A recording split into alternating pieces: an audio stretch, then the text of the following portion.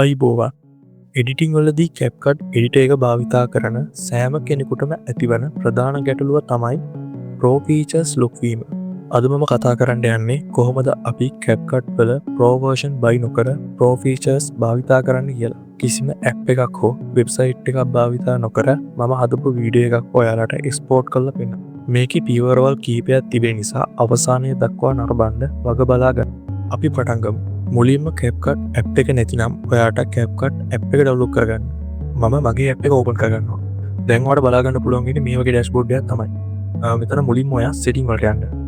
මේ උඩ තියෙන සෙටින් ක්ලික් කරලා ආපහු සෙටින් ක්ලික් කරලා එතන save detect location කියන තැන පොඩ්ඩක් බලා ගන්න. මොකද අපි කරන වැඩේ save වෙන්නේ මෙන්න මේ location එක තමයි. අපිට මේක ඉස්සරහට ඕන වෙනවා. මම මේ වීඩියෝ එකේ කියලා දෙන හින්දා ඔයා ඒක ලොකුවට බලා ගන්න ඕනේ නැහැ. වීඩියෝ එක බලන්න නැතුව කරනවා නම් පොඩ්ඩක් ඒක මල් තියාගන්න. ඊට පස්සේ මම මෙතන ක්ලෝස් කරනවා.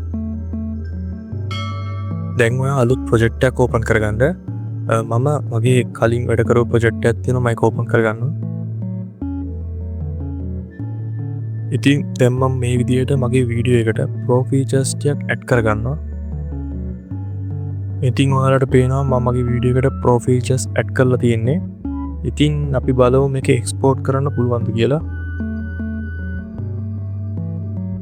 හරි මේ විදිහට තමයි පෙන්වන්නේ. අපිට එක්ස්පෝර්ට් කරන්න දෙන්නේ නැහැ. ප්‍රෝ ගන්න කියනවා. මම යනවා දැන් back to edit click කරනවා. හරි දැන් ඔයා ටයිම්ලයින් එකේ තියෙන සේරම ක්ලිප්ස් ටික සිලෙක්ට් කරගෙන එකපාර සිලෙක්ට් කරගෙන right click කරලා create compound clips කියලා ඔප්ෂන් එකක් තියෙනවා. එන්න ඒක ක්ලික් කරන්න මේ විදිහට. එතකොට ඔයාට එක වීඩියෝ එකක් බලා ගන්න පුළුවන් මෙන්න මේ විදිහට. දැන් ඔයා ආපහු ඒ වීඩියෝ එකම right click කරලා pre-process compound clip කියලා ඔප්ෂන් එකක් තියෙනවා. එන්න ඒක සිලෙක්ට් කරන්න මෙන්න මේ විදිහට. වීඩියෝ එක ප්‍රොසෙස් වෙන්න මෙතනදී පුංචි වෙලාවක් යනවා. හරි ඒක කම්ප්ලීට් වුණාට පස්සේ දැන් ඔයාලට තියෙන CapCut එක මිනිමයිස් කරන්න. දැන් ඔයා CapCut icon එක හොයාගෙන ඒක right click කරලා properties click කරලා ඒ window එක open කරගන්න මෙන්න මේ විදිහට. then open file location select කරන්න.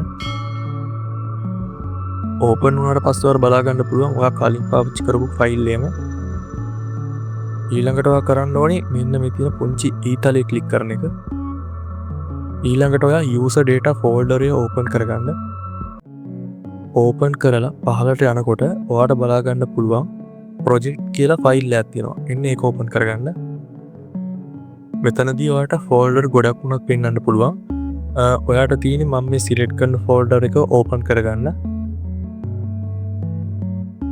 ඊට පස්සේ ඔයාට කරන්න තියෙන්නේ ඔයා කලින් වැඩ කර හිටපු ප්‍රොජෙක්ට් එකේ නම්බර් එක හොයාගන්න. CapCut වලට ගිහිල්ලා ඔයාගේ ප්‍රොජෙක්ට් නම්බර් එක හොයාගන්න.